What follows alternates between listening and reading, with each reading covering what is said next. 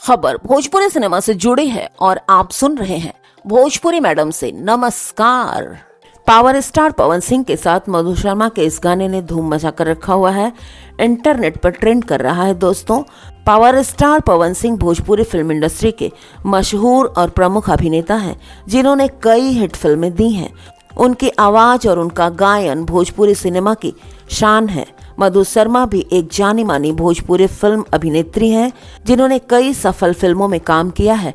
उन्होंने अपने अभिनय कला के लिए प्रशंसा प्राप्त की है और उन्हें भोजपुरी सिनेमा की पॉपुलर कलाकारों में गिना जाता है। पवन सिंह और मधु शर्मा ने कई बार एक साथ कई फिल्में की हैं और उनकी जोड़ी दर्शकों को काफी पसंद आई है। इसी कड़ी में दोस्तों, इनका एक गाना सटे द कमर से कमर, जी हाँ, उनके फैंस को काफी पसंद आया उनका ये गाना। और दोस्तों, आपको बता दूं कि ये गाना खुद पावर स्टार पवन सिंह की आवाज में है और उनके साथ अपनी आवाज मिलाई है प्रियंका सिंह ने। जी हाँ, बहुत ही शानदार गाना है।